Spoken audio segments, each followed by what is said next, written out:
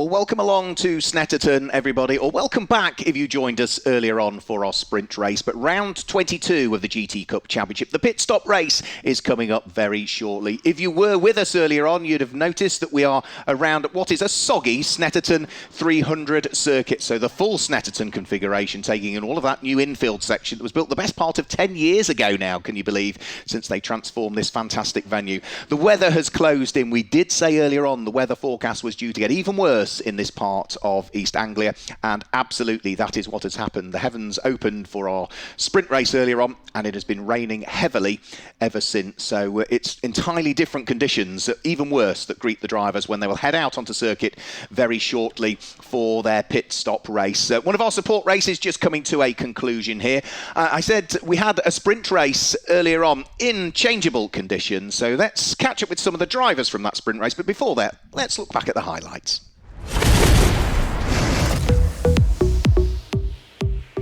As the lights go out, they accelerate their way up towards Richie's corner for the first time. Richard Neary has the inside line. Steve Burgess, though, on the less polished surface. The outer line might work here in the wet conditions. Let's hope that everybody treads gingerly through the first couple of corners, because it's a very full grid. And a Group GTB leading Porsche, Group GTA leading Ginetta, Group GTH, I think that will be leading McLaren over the start-finish line, as Josh Jackson propels himself past the Make It Happen Racing Chris Hart-driven Ginetta. The GT4 McLaren with a bit more grunt in the straight line. And off, that is the Group GTH leader that is off. Steve Burgess goes through at the wheel of the Radical, picks up the place going in towards Richie's corner, but I think ran a little bit wide. Yeah, so straight back through goes John Dillon into what will be the lead of the race by the look of things, because Richard Neary must have made a mistake on that lap. In the middle sector, I think the Mercedes has had an off, so this is now for the lead of the race. Yep, now that's the Mercedes behind in 5th place. So Richard Neary did have an off somewhere, and that has dropped him down into 5th position. And that is Warren Gilbert is off. We've not seen a single mistake from Warren all season hardly, so a spin at the wheel of the car that was leading, Group GTC, just going to show how tricky the conditions are now getting out there. Oh, and there's an off. That's Fraser Smart, who had taken over the lead of Group GTC at the wheel of the Lamborghini. That's going to put Warren Gilbert, who had the spin a couple of laps ago, back through. Through goes Warren Gilbert. So shortly lived lead in Group GTC for Fraser Smart. The fight we're looking at here is Richard Chamberlain, who has still got bottled up behind him the newer Porsche of Seamus Jennings. This is for 6th and for 7th position. This is James Guest now trying to get the overlap on Mike Price at the wheel of the Balf Motorsport prepared McLaren, whilst Lauren Demise is trying to weave his way through the order. There's also a spin and a recovering car as well. That's the Fox Motorsport car. Sitting sideways in the middle of the circuit on the exit of Palmer is James Gass, who's had a spin at the wheel of the Feathers Motorsport Aston Martin. Oh, and as he tries to rejoin the circuit, he takes out Carl Cavers, I'm afraid. Carl Cavers then has a spin directly in front of Ed Borodin. Everybody having problems in these tricky conditions here. And off has gone John Dillon, who was the race leader. So no matter where we look, cars are having problems. This is potentially the final lap of the race for John Dillon. There's Ed Borodin trying to reverse the car out of the way. Steve Burgess, through all of this in the Radical, has gone through now to take up the lead of the race, but is still under pressure from Morgan Tilbrook at the wheel of the GT3 McLaren. You don't know where to look because there's so many squabbles going on, and cars making mistakes and drivers making mistakes in these tricky conditions. And Morgan Tilbrook now is trying to side his way up the inside of the Radical. Couldn't quite do it as they went through Oggies. He would still win Group GT3 even if he sits behind the Radical, which is moving around like crazy as it heads through Cora. Morgan Tilbrook is very decisive, dives up the inside heading in towards the final corner. Can he get the car stopped in time? Steve Burgess is going to get the overlap, and with a bit more power the Radical on the run to the line should grab the win as they head up towards the start finish line. It looks as though it's going to be a win for Steve Burgess. The extra power just telling us they came out of Murray. Steve Burgess comes through to claim the win. Morgan Tilbrook in 2nd place, but will pick up top honours in Group GT3. That was a great fight between those two, but a win in Group GTB, and that does now mean that Nick Phelps is the Group GTB champion, subject to official confirmation, of course. Steve, congratulations, 2nd overall win, but that looked tricky. Yeah, that was a tough one. Unfortunately, my power steering failed on the 2nd green lap flag. So as we started the race, I didn't know how hard the steering was going to be or what it was going to be like, and it was brutal. You know, every time the car slid, I was trying to correct it, and it was a proper workout. You were trying to keep Morgan behind. You were battling with John Dillon in the early stages, but he had an off too. Yeah, luckily he went off a couple laps before the end, but yeah, Morgan was behind me and he was putting his nose in everywhere. So luckily I had a few extra brake horse down the straight to keep him behind. Well done, congratulations. Well, that's second overall win in 2 meetings now. Yeah, hopefully a couple more to come. Morgan, that race looked to have a little bit of everything in there. The changing conditions really made it difficult. It did. It was a very tough race, but a clean race. I was really pleased with the space that we allowed each other, which made it probably entertaining to watch, but also come back in one piece, which was good. So we've got 3 more races this weekend. You're fighting away with the Radical, the Group GTO, Steve Burgess Radical. It just seemed as though you had the better car through the twiddly parts and he just had the grunt on the straights. Yeah, there's no question. The Radical had a lot more grunt on the straights. But it is what it is. He won it fair and square. He drove well. I'm sure I got more electrics on my car too, so he earned the win. There's no question about that. He claimed the win, but you claimed the Group GT3 win. I did. I beat Richard Neary. That's what matters. Mo, back on the top step of the podium in Group GTH. That's right, yeah, we had a great race. Team did a really good job getting the car ready in time. It was an absolute dream to drive. We had a good race out there. It was tough. I had a bit of a rubbish start, but made up some places, and then fortunately and unfortunately for the orange car, we managed to just get them, as I think there was an issue with their car, and it was just a case of keeping the laps going and bring it to the finish, which we managed to do. As you say, they had misfortune, but you've had some of that this year, so it's nice to get those wins under your belt. Yeah, we've really bounced back this weekend. We did everything we could last weekend. It just didn't necessarily fall our way, and the boys have done a great job getting the car looking as good as new again this weekend after it's had some interesting racing at Donington, but no, really good job, and it's been a great season, so it's a nice way to finish off.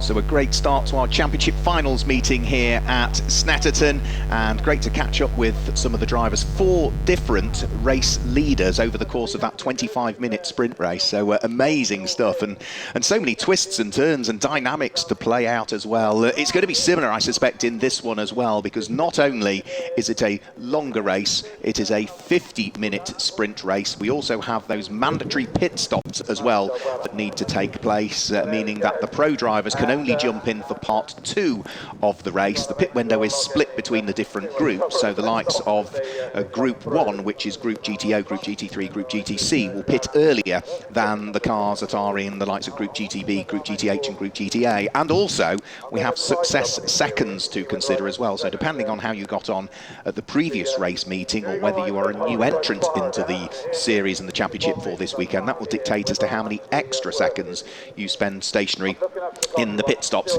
over the course of the pit stop window. So many different dynamics to play out, and we'll have to wait and see as to who might come out on top in round 22 of the championship season. So the cars are nudging their way out of the pit lane. You can see that already the first few officials are just making their way onto the grid. There is the fantastic looking Porsche 935 of Richard Chamberlain, a car which has been slightly troublesome for him this year. He had problems here at Snetterton at the beginning of the season. That put them out for the whole of the rest of that weekend. He didn't then reappear for another couple of rounds. He was back out last time out at Donington Park, but a brake issue in one of the races curtailed his weekend. He did say to me earlier on they could have fixed that brake issue, but it would have been not doing it properly. They really needed the car back to the workshop to do it properly, and on the basis of it was a total brake failure in the car, they didn't want to mess around. They thought the safest thing is to bring the car back to Snetterton and just have to put up with some non-starts at Donington Park to make sure that they returned. And it went really, really well. Ideally, not the conditions for that car. Probably the most powerful car we've got in the field. It's at the front of the queue to go out. So they will all, of course, be on their controlled Pirelli wet tyres that they can rub. They are limited to the amount of slick tyres they can use over the weekend, but not many cars, if any, opted for slicks in race number 1. Nobody will be opting for it in race number 2. So it does mean that they all head out there on their wet tyres, which aren't controlled in reality, so they all have to run the same Pirelli wet tyre, but you're not limited for the amount of sets that you can run when it comes to wet tyres. So they'll thread their way out there onto the grid. We saw earlier on, as you heard in the highlights, that Nick Phelps had secured the Group GTB championship title.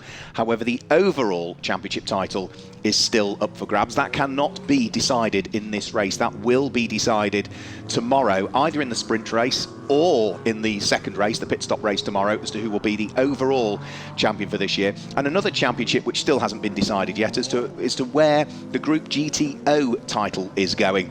Is it going to go the way of the race one winner, Steve Burgess? Can he overhaul the points deficit between himself and Paul Bailey and Ross Wiley, who share their McLaren Can-Am over the course of this weekend? So that is still to be decided. And again, that cannot be decided, such are the mathematics in this race. That will be decided either again in the sprint race tomorrow or the pit stop race, subject to how things unfold over the course of this race. So the cars making their way out onto a rather soggy Snetterton circuit. The one good thing, I suppose, ever looking for positives out of negatives, is that for race number 1, it was dry and then just started spitting and then became wet.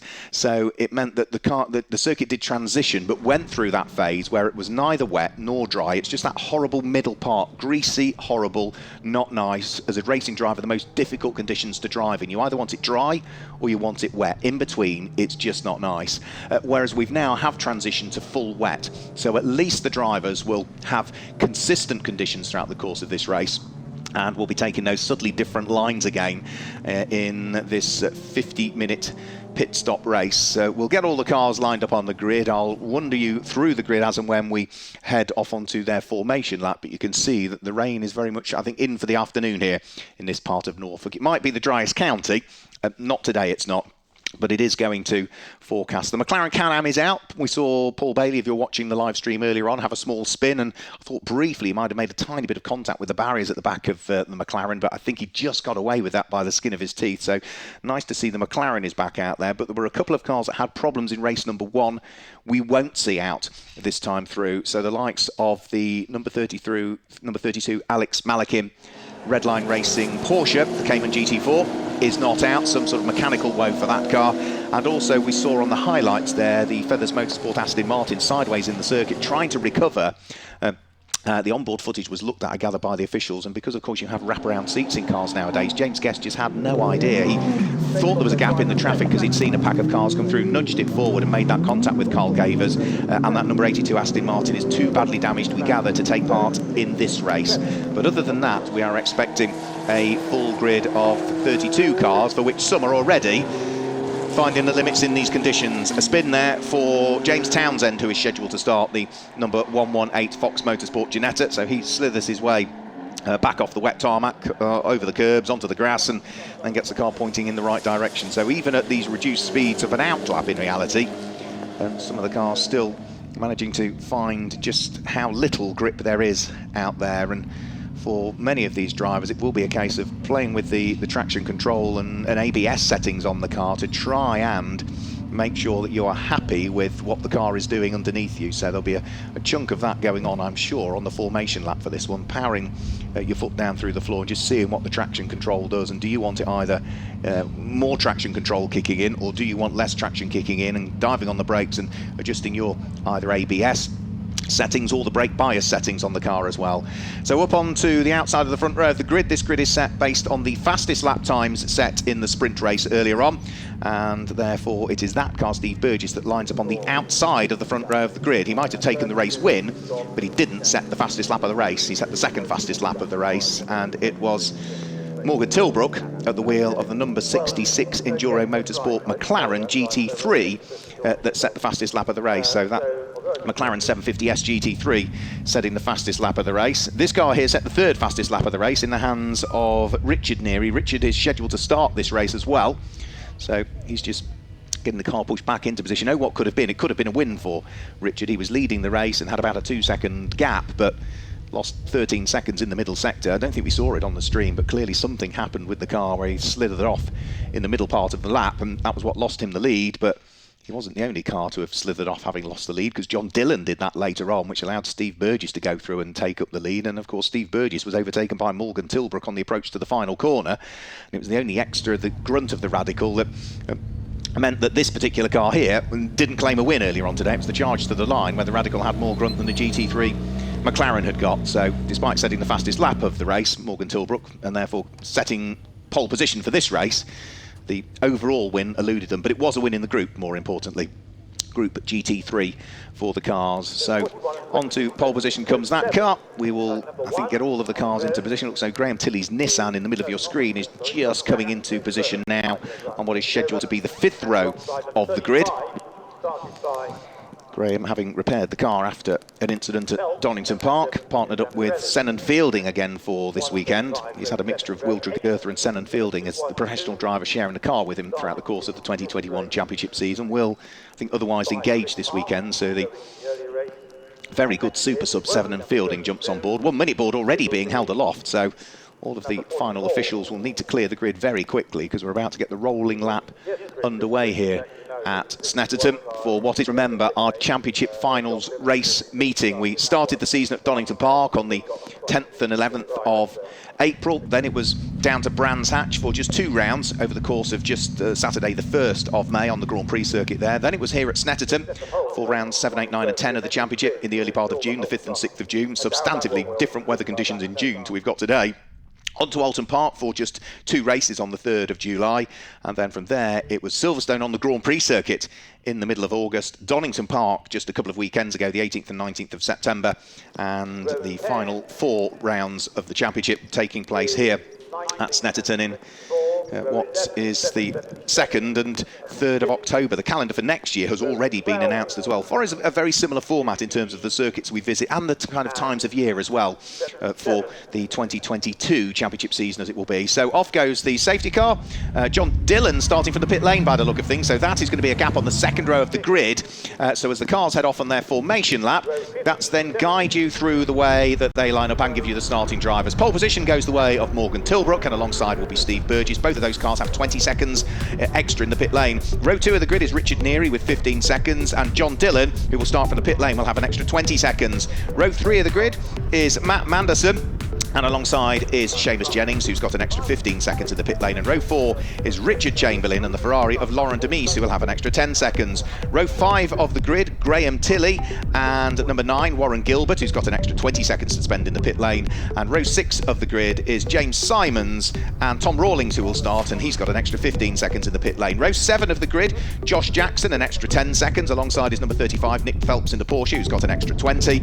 And then the next row of the grid is going to be the number 212 Ginetta. Chris Hart will start, and alongside will be number 44, which is Steve Rushton.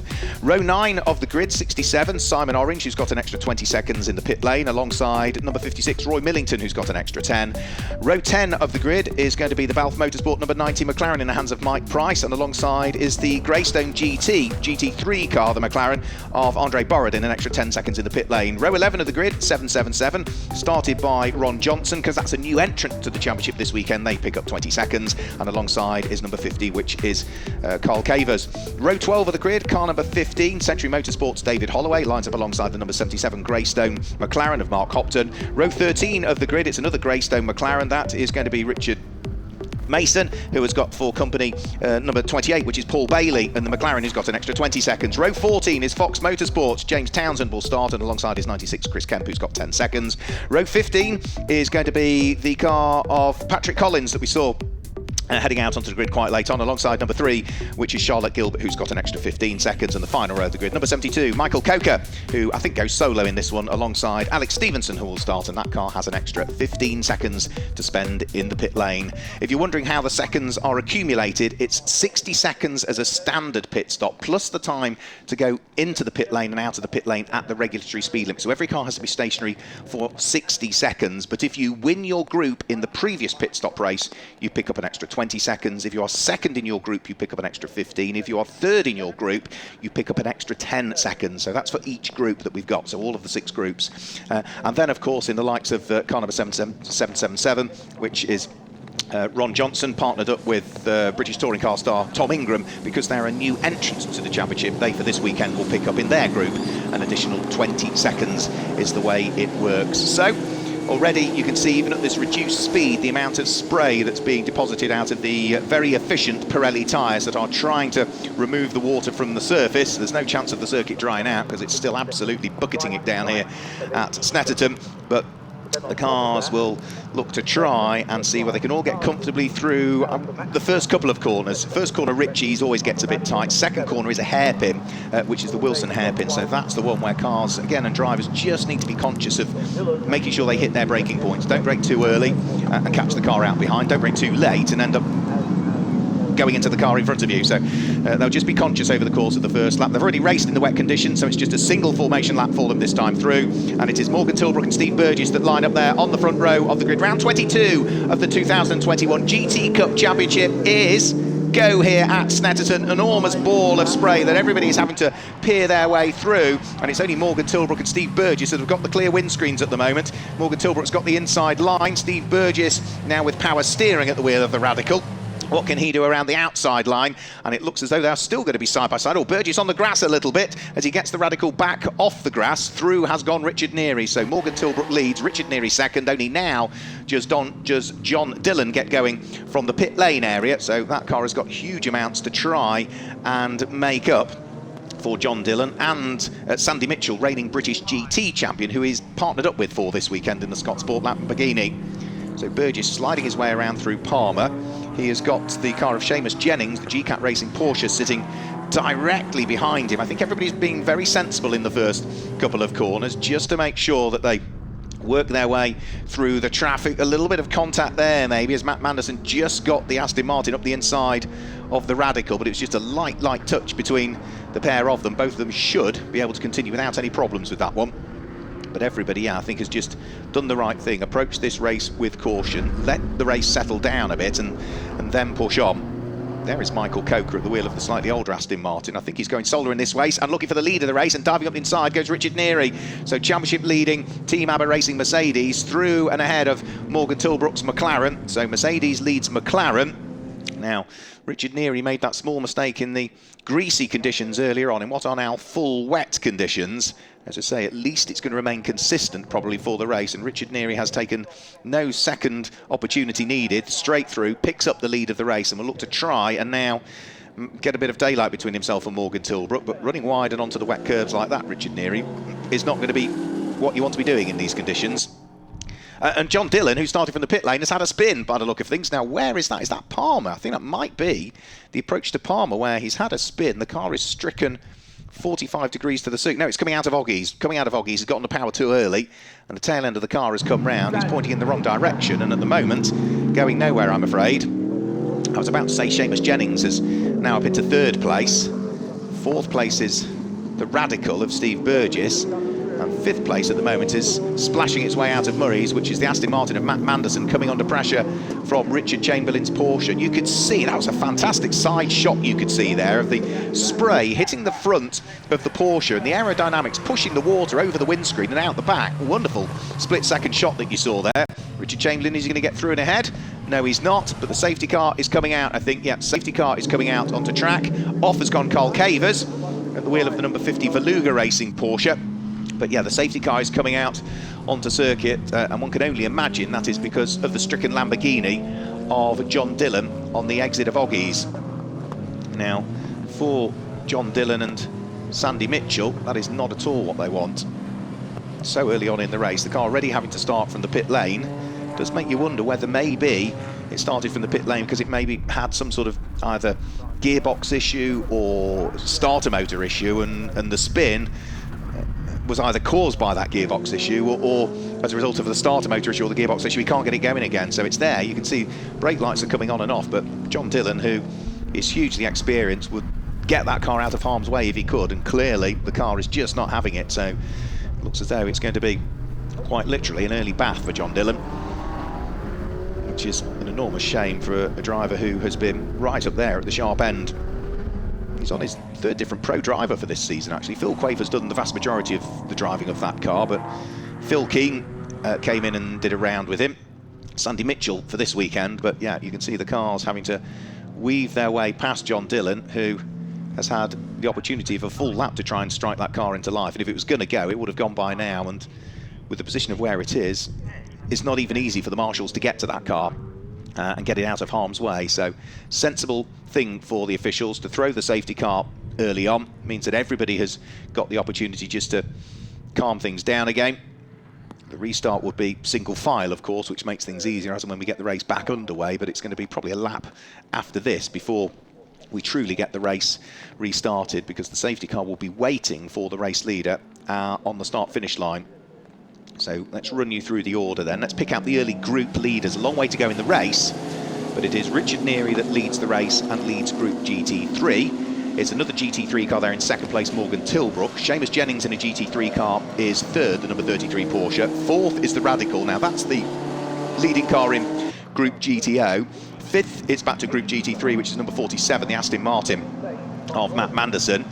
Then sixth place is that car there, which is the number 5 Porsche of Richard Chamberlain. Seventh place is the Group GTC leading car, which is going to be the number 9 Lamborghini of Warren Gilbert. Eighth place is the red Porsche. That will be leading Group GTB, which is Nick Phelps, who is sharing once again this weekend with Dino Zamparelli. Ninth place is back to Group GT3, which is going to be car number 155, the blue and orange Porsche of Laurent Demise. And completing the top 10 is car number 26. Now, that claimed to win in Group GTH earlier on today in the hands of Mo Ritson. It's Tom Rawlings that starts, and the number 26 Paddock Motorsport McLaren, again, leads the group now in the early stages. John Dillon's car being pushed out of harm's way. The other group leaders that we've got that are outside of the top 10 at the moment is the Group GTA leading car, which is Simon Orange, who at the moment is surely on course to win the Sporting Challenge. Now, the Sporting Challenge is for amateur drivers in reality that enter the pit stop races. And for Simon Orange, he has a very comprehensive lead in the Sporting Challenge Championship. So as long as he finishes this race, I think we can largely say, again, subject to technical checks and official confirmation, that Simon Orange is going to scoop up the Sporting Challenge race, which carries points for each one of the pit stop races. There are no sprint races including in the Sporting Challenge, and the pro drivers can't get involved either in that. So it is purely where there are either amateur drivers driving on their own or two amateur drivers sharing the car together. That creates the Sporting Challenge in reality. So the field under safety car weaving their way round past Agostini. That's the Group GTH leading car of Tom Rawlings, but if he looks in his mirrors, he'll see that Steve Ruston is there. Steve Ruston will look in his mirrors and spot that Josh Jackson isn't far behind. So it's 3 McLarens, 1, 2 and 3, I think, in GTH at the moment, is it? Yes, it is, yeah, 10th, 11th and 12th places overall. Those 3 McLarens are the top 3 in Group GTH, being headed by the number 26 from the 44 from the number 1. So that's a battle that's well worth watching as and when we get the race back underway. Now, John Dillon's car has been pushed from where it came to rest in the circuit, but it's not fully out of harm's way as yet. So I do wonder whether on the wet grass, when the marshals have pushed it there, it now might have beached itself a little bit, or they literally, with their own boots that they're wearing, can't get the traction on the grass to get the car out of the way. So there might be the requirement of a recovery truck to go around and scoop that car up. You can see in the background some flashing lights, which I think might be one of the recovery trucks on the way to the scene to try and get the car out of the way. Now, if that's the case, then there's going to be at least another lap behind the safety car. There's the Group GTO Can-Am McLaren of Paul Bailey, who will be handing the car over to Ross Wiley for part 2 of the race. Ross, a former British GT champion in the GT4 category. Paul Bailey, a former champion in GT Cup in GTC in 2018 and 2016. He secured the Group GTO title in 2015 as well. And whatever the problem was with John Dillon's car, it's going again. So maybe it was just a case of alt control and delete and reset the car again, or maybe a bit of heat soak or something, or maybe some sort of push start or bump start was required. But the one good thing is that if that car is now out of harm's way and the marshals are back on their post, we could go green at the end of this lap by the look of things. What's the safety car doing? Is it peeling its way into the pit lane? Is it going to continue around for a further lap? It's going to continue around for a further lap. So the radio communication just not done in time, and the marshals sufficiently clear so as to allow us to go back to racing this time through. So there'll be one further lap behind the safety car. Now for John Dillon, is he going to bring that car into the pit lane? Or is he going to continue around and see whether the officials might let him continue in the race? Either way, he has lost a lap or 2, hasn't he? So everybody else is now on lap number 4. John Dillon has yet to even complete lap number 1. So he's 3 laps off the lead. That'll put him something like 8th in the group. But John Dillon is in for the full season and is scoring championship points. Other cars this weekend are running as invitationals in GT3 and therefore wouldn't accumulate championship points. They'd be invisible in reality. So John could potentially finish 8th in the group. He could pick up the points for, let's say, 6th or 5th or maybe even 4th in the group, depending on how many invitational cars fish ahead of him, because they are not eligible for points. So safety car out there. We are on lap number 4. We've got 40 minutes of the race to go.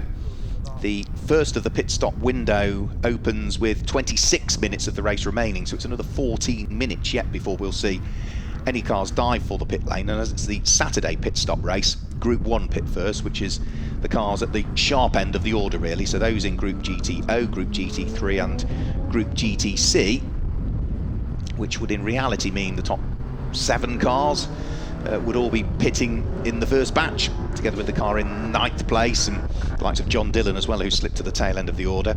And the Group 2 cars, so those in GTB, GTH and GTA, their pit window opens with 21 minutes to go, so it's 26 minutes to 21 minutes remaining for Group 1 to pit, between 21 and 15 remaining for Group 2 to pit. And during that period of time, everybody has to come into the pit lane, everybody has to serve a minimum period of being stationary for 60 seconds, plus any success seconds that you are allocated, and you have to drive down the pit lane, both on the way entering the pit lane and on the exit, at the pit lane speed limit. Now, nobody stood there with a stopwatch checking that you're stationary for 60 seconds. That's not the way it works. There's a beam on the way into the pit lane, there's a beam on the way out of the pit lane. They know how long the pit lane is, they know how long it takes to drive down the pit lane at the regulatory speed limit, which will be 50 kilometres an hour, I would imagine, for this weekend. And they add that time of driving down the pit lane at the speed limit to the time you have to be stationary. And if you are under, then you've done one or two things. You've either not remained stationary for the correct amount of time, or you've sped in the pit lane. Either one of those two. And that's the simple calculation, really. And that's the way that it works, not just for this championship, but for many championships which have this minimum pit stop period, whether it be a stationary period timed or timed pit in to pit out, as some are. Now, the lights are out on the safety car, which means we are going to go back to green flag racing this next time through. So it's up to Richard Neary as to when he wants to get things underway. Now, for Richard Neary, an extra 15 seconds to spend in the pit lane relative to the car that sits behind him on the road, which is Morgan Tilbrook, who's got an extra 20 to spend in the pit lane. So as long as Richard Neary is ahead of Morgan Tilbrook, then that still puts him in a strong position once we've cycled through the pit stops. But there are other cars out there in the group that haven't got any time penalties at all to worry about. Looks as though the Seamus Jennings GCAT Racing Porsche has still just about managed to hang on to 3rd position, despite the extra grunt of the Radical RXC of Steve Burgess in a straight line. The number 7 car still sitting there in 4th place last time we picked up on it. John Dillon is indeed limping his way into the pit lane, so clearly either issues with the Lamborghini or because of receiving outside assistance, he's been told that he's not able to continue in the race. Such a shame for John Dillon and for Sandy Mitchell, really, who is partnered with him making his debut in the GT Cup Championship this weekend, the reigning British GT champion. Sandy Mitchell, unfortunately, isn't going to get the chance to drive today. So leaders through Agostini.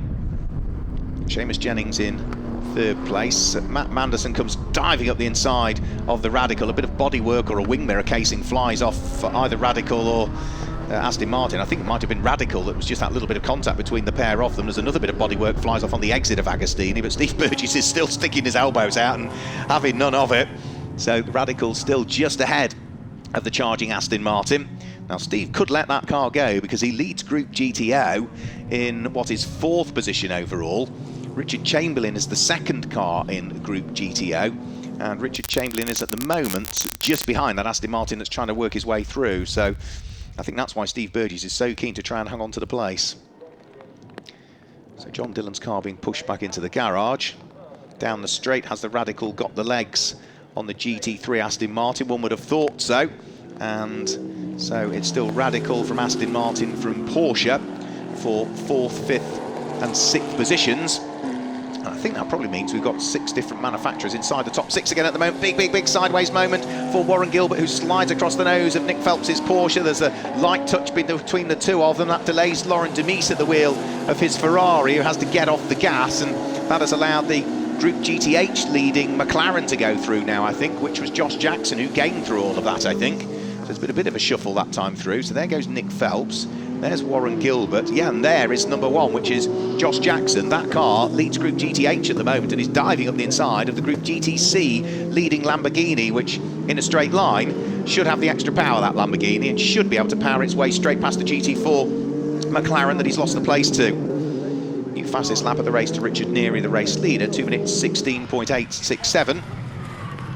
2:16.867. Well, it was damp and greasy earlier on. We managed a 2-minute 9.9, so again going to show how much the conditions have deteriorated even more this time through. We haven't had a full flying lap in yet, really, have we, because of the safety car period, and even that was not a true flying lap because, again, it was just as the safety car peeled its way in. Now, Warren Gilbert, under pressure from the number 212 car, which for this race is Chris Hart that's starting again. Chris Hart has got the number 44 McLaren of Steve Ruston right behind. So Steve Ruston looking to try and hang on to the position that he's in. Is another 2 McLarens in Group GTH queuing up behind him, one of which is Tom Rawlings, the next of which will be the white and the light green car, the Balfe Motorsport machine of Mike Price. Tom Rawlings up the inside of Steve Ruston. Can he make it through in the background? Lamborghini and Ginetta stay in the same order, but the 2 McLarens that were side by side on the way into the corner are still side by side on the way out. And I don't think that Tom Rawlings made it there, no. So despite his very best endeavours, Tom's still bottled up behind the Signature RV machine, and those 2 cars are both being run out of the same stable, that being Paddock Motorsport. So Tom Rawlings this time, Oggies, again looks to try and sneak his way through.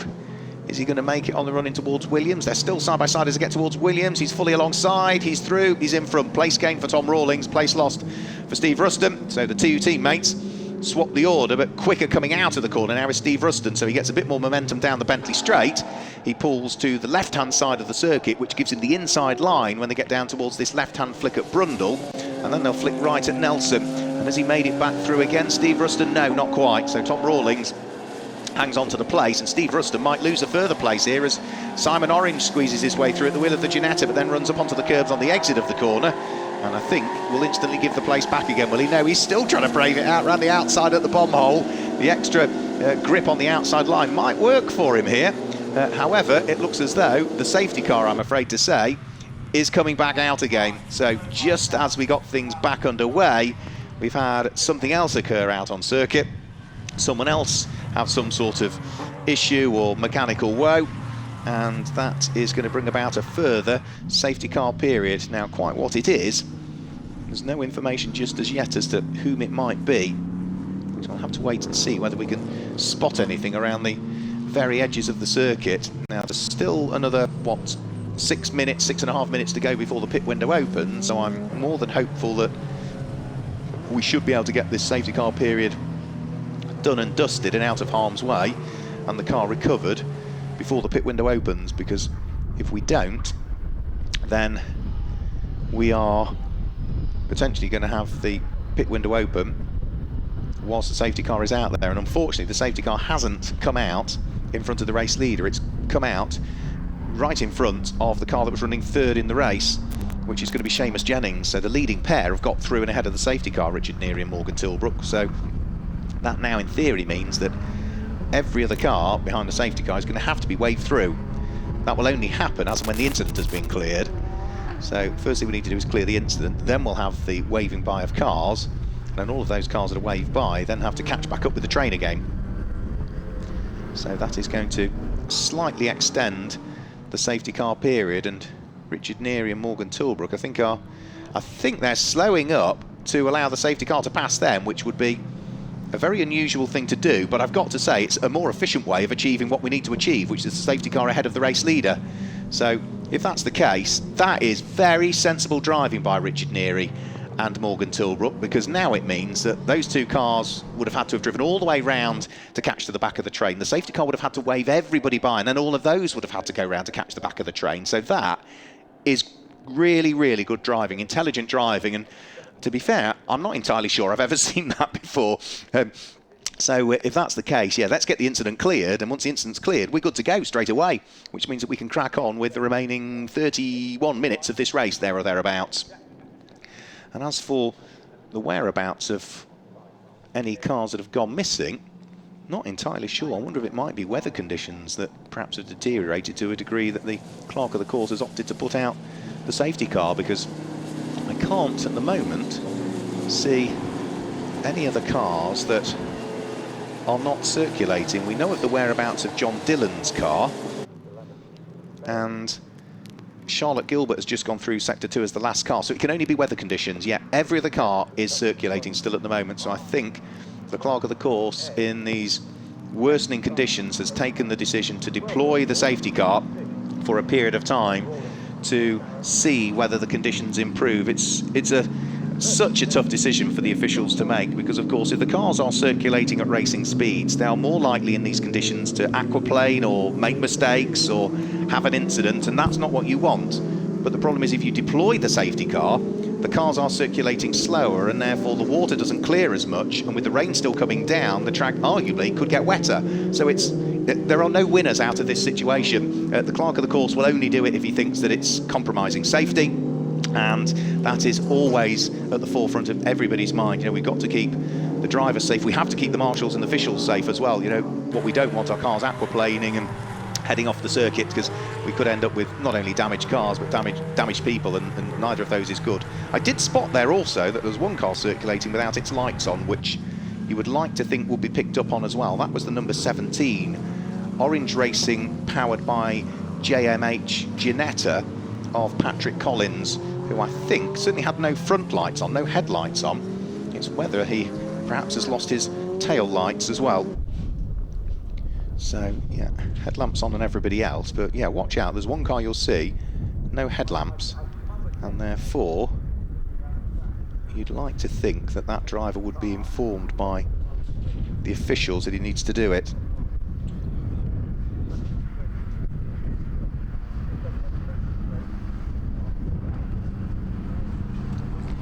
So, safety car continuing round. In terms of the overall championship, well, it will still be the car that leads this race, albeit under safety car, the number 88 car of Sam and Richard Neary, who will be leading the championship overall.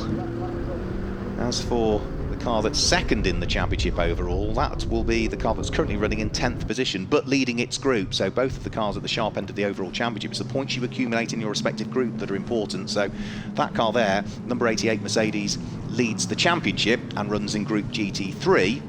The car that is second in the championship and also in with a shout to claim the overall title is currently in 10th position, and that's the number 9 Lamborghini of Warren Gilbert, who, say, has been a group champion in the GT Cup in the past and has been a stalwart of this series, really. His Top Cats racing team running the Marcos Mantis cars for many years. We've seen them out at Warren Gilbert with Neil Huggins, securing some good victories in their Lamborghini Gallardo a few seasons ago. Moving over to this new car that Jensen Lund bought, the Lamborghini Super Trofeo for this year. First time in the car, really, for Warren and for Jensen at the beginning of the season, but they've been so consistent with it. Jensen, the man from the New Forest, who was still on crutches today when I saw him briefly in the paddock, had a significant operation just a couple of weekends ago, and was in hospital for the week, wasn't able to race at Donington Park, still certainly not in a position to be able to race this weekend. I think medical advice was don't travel. Warren wants to be here. There, you just saw the Ginetta in the background again. Yeah, definitely no lights on that Ginetta. So yeah, we continue to wish Jensen well with his recovery. Now, where is that Ginetta? There's another one there with no headlamps on, so that is Simon Orange's, but there's another car behind that that didn't have headlamps on as well, so you would imagine the drivers ought to be... Now, it's got rear visibility, high visibility light on, but you'd have thought they ought to have their headlamps on in this reduced visibility, so he's not the only one. So no lights on at the front. Yeah, lots of lights on at the back, so at least if you're behind it, you can at least see something through the spray. But there was another one of it, and it's another car, it's another Ginetta from the same team, actually, that also hasn't got its headlights on. But the only two I've picked up on, Roy Millington's has got one rear light not working. There's the other Ginetta, yeah, it's got rear lights on, no front lights on it. So I'll have to wait and see. So safety car still out there. Now the pit window will be opening now, is my looking of the regulations. So I think it's 26 minutes to go for this group, so we potentially could see the cars at the sharp end of the order come in this time. So these are any cars that run in Group GT3 for the GT3 homologated cars, in Group GTO for the open specification cars, and in Group GTC for the newer cars. There's a number 17 car, yeah, and sister car to the other one I was picking up on. No headlamps on either of them.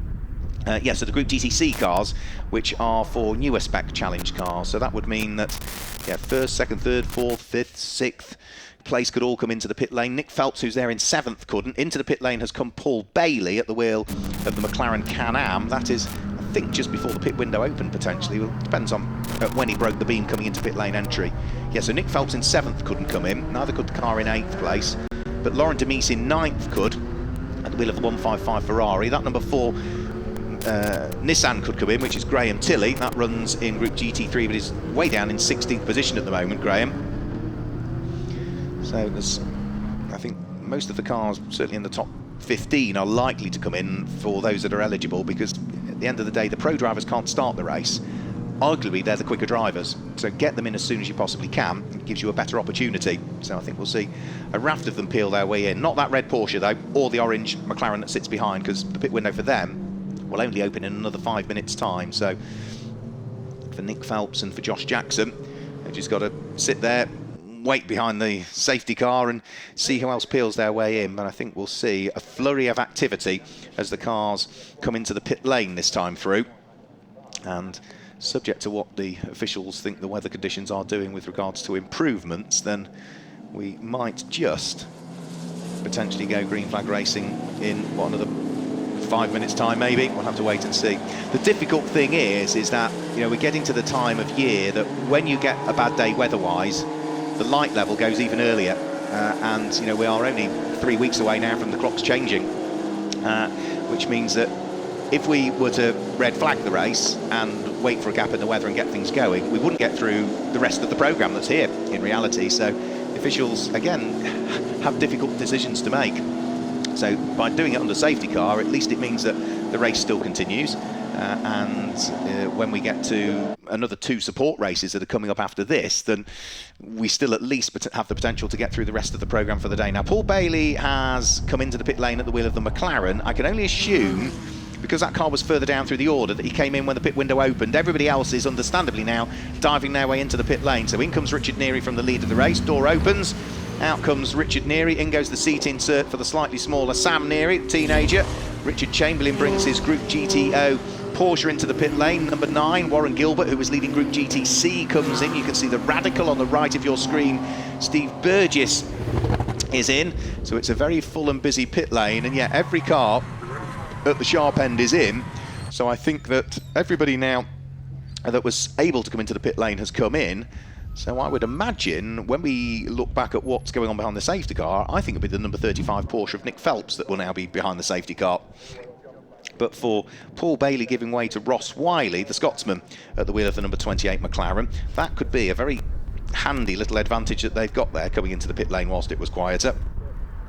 So yes, it is Nick Phelps' Porsche that sits behind the safety car at the moment. Now that car will possibly be able to pit at the end of this lap. The pit window for Group 2, which is the cars that run in Group GTB, Group GTH and Group GTA, is due to open in the Saturday pit stop race between the 29th and the 35th minute of the race, which means that is when we get to the point that there's 21 minutes to go. So Sam Neary out of pit road. Morgan Tilbrook held in the pit lane for longer. Remember, those success seconds all start to come into effect there, so that's why the Mercedes got out of the pit lane ahead of the McLaren. And I think, with the pit lane all the way, another third of the way round the lap, I think the pit window will be open for all of these cars going past now at the end of this pit stop. So by splitting the pit windows this year against the various groups that we have, what it does is it prevents something like, as we've got the safety car period, everybody descending onto the pits at the same time. Because we've got split pit windows, the faster cars in reality pit first on the Saturday, the slower cars pit first on the Sunday. It evens it out over the course of the season, but it also means that not everybody arrives in the pit lane at the same time, because you're just not eligible to. One pit window opens, and then as that closes, the next pit window opens for the different cars. So pit window, I think, is now open for all of these cars queuing up behind the safety car. Some of them still weaving to try and, I'm not sure that that's going to build any temperature into the tyres in these conditions. Any temperature you build will soon get cooled off with the amount of water that's sloshing its way around the Snetterton 300 circuit currently. And such a shame that whilst we are 20 minutes away from the checkered flag. We've not seen huge amounts of racing because of the safety car period, because of John Dillon's poor old stricken Lamborghini, and then this safety car period, which was to say, I can only assume, I don't know that for sure, there's been no news from race control, but all of the cars that I could see were circulating, still are circulating, so it can only be for weather conditions. And as expected, everybody else that's eligible to pit all dives for the pit lane right at the front of the window. So in comes Nick Phelps, in comes Josh Jackson, in comes Stephen Walton, Tom Rawlings, Chris Hart, Tom Rawlings, Simon Orange, Steve Ruston, Mike Price, David Holloway, Richard Mason, Mark Hopton, all diving for the pit lane. So there is David Holloway's Aston Martin, about to be taken over by former British GT champion Bradley Ellis. Into the pit lane will come Carl Cavers, who is about to hand the number 50 Porsche over to what is going to be Lewis Plato. Number 35, Nick Phelps, clambers out of his car. You see how tall Nick is there. He is not a small chap, Nick Phelps. He is something like 6'8" tall, Nick. Very tall chap. So Charlotte Gilbert, I think, is the only one that has opted not to pit at this stage. You can see, just look at the spray even down the pit lane and the way the water's running down. So Charlotte Gilbert has not pitted at the wheel of the Marcos Mantis. So in reality, Charlotte's the race leader at the moment.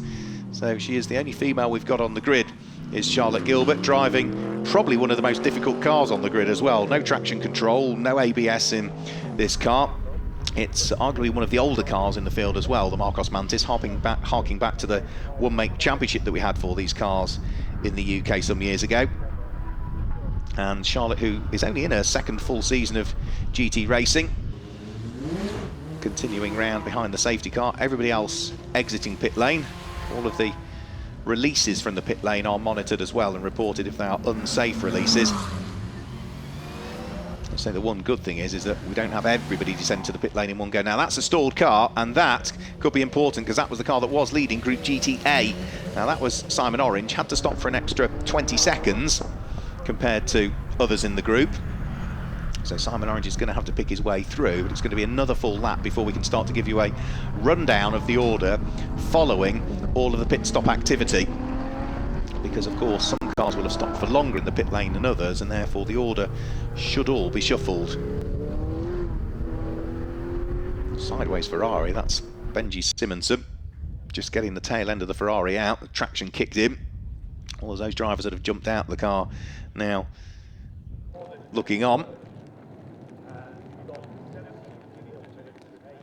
And at the moment, yeah, the front of the queue, Charlotte Gilbert, who is the only car that hasn't pitted. So it will, when we get the race back underway, mean that Sam Neary leads the race, and second will be the McLaren. So it worked out for Paul Bailey coming in. He was running much, much further down through the order in these tricky conditions at the wheel of the McLaren. Pitted that lap earlier, and look what it's done for them. Now that SB Engineering McLaren had to stop for 60 seconds plus an extra 20. And where was it in the race? It was in the teens, wasn't it, overall? Well, it's going to be second in this race, having pitted that lap earlier. Quiet pit lane, pitting right at the front end of the window, just as the safety car was leading them round, and I don't think that McLaren had quite caught the pack, so everyone else trickling around at safety car speed. The McLaren was still playing catch-up to catch the pack, and that's the effect that it has. If you pit at the right time, just goes to show what an advantage it can give you. And it does now mean that it picks up the lead of Group GTO from that car there, Steve Burgess, who had to stop in the pit lane also for an extra 20 seconds as well. So let's have a quick look as they head over the start-finish line. Let's confirm the running order then. Number 88, Sam Neary leads the race. 28, Ross Wiley in second place, so that's the Group GTO leading car. Third at the moment is another Group GTO car, which is Richard Chamberlain's Porsche. And fourth is going to be number 47, Mike Brown in the Aston Martin. Fifth is now 155. The Ferrari that was in the hands of Lauren Demise has been handed over to Jamie Stanley. Charlotte Gilbert pits this time through. So that will give us the full correct order once she heads back out onto circuit. Sixth place is number 33, Greg Caton. And seventh place is now going to be number 66, which is Marcus Clutton. Eighth is number 4, that's the Nissan of Senham Fielding. Ninth is poor old Steve Burgess now, the Radical tumbling down through the order during that pit stop activity. And completing the top 10 is number 56, which is Benny Simonson. That car, the number 56 Ferrari, has picked up the lead of Group GTC at this stage. So let's pick up on our group leaders. Race leader overall leads Group GT3, second place leads Group GTO. 10th place, car number 56, the Ferrari I mentioned, Benny Simonson, leads Group GTC. Leading Group GTH now is number 44, John Whitehouse, at the wheel of the McLaren, has picked up the lead in Group GTH, but I suspect that might shuffle again by the time they come around next time through. And I think leading Group GTB will still be Nick Phelps, possibly. It depends on where Charlotte Gilbert comes out in the Marcos relative to Nick Phelps. I'll have to wait and see for the cars further down that have only just pitted, and again for the likes of Group GTB, Group GTH and Group GTA, we can confirm the running order probably on the next lap.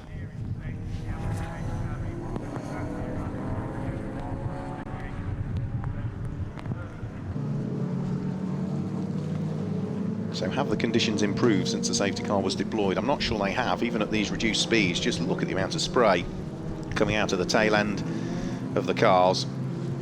So whilst enormously frustrating for the drivers, I'm sure, equally as much enormously frustrating for the officials and ourselves and yourselves as viewers and spectators, that the race is not fully underway.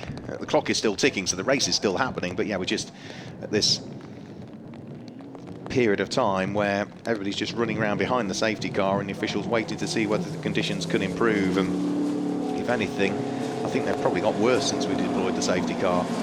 So we'll have to wait and see. The one good thing is, again, as I mentioned earlier on, ever looking for positives out of negatives, we've now largely got the pro drivers behind the wheel. So if we've got the pros, arguably they are better suited to being able to adapt to these difficult conditions. However, I'm afraid to say that is a red flag, and that means that we are going to have to stop the race. So that is an enormous shame that we are potentially going to see the end of this race taking place. Now,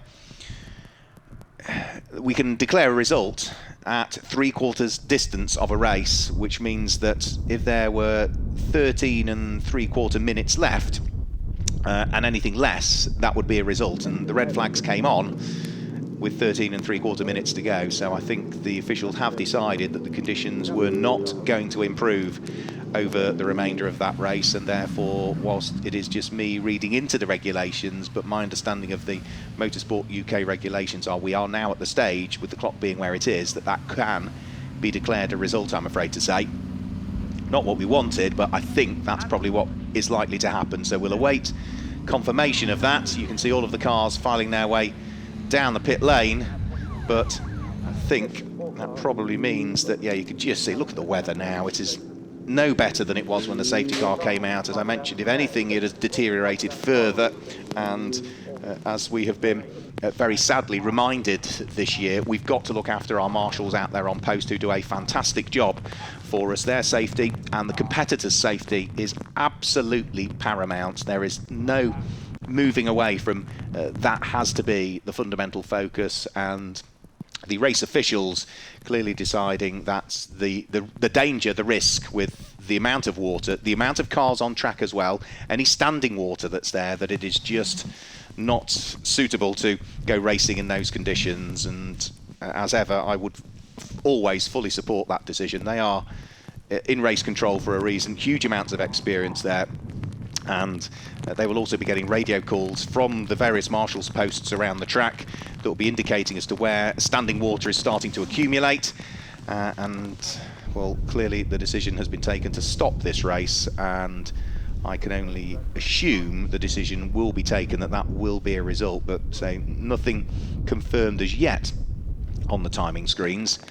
Now, our clock is still ticking on the ticker. Right, yeah, we've gone on another screen that I can see to a checkered flag symbol, which suggests that that is going to be it, I'm afraid.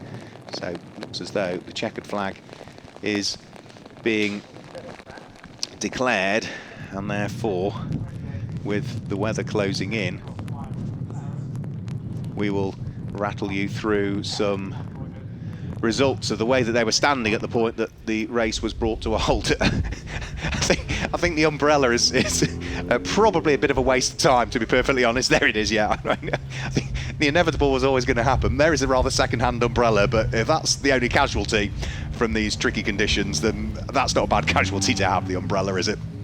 It's always going to happen, wasn't it?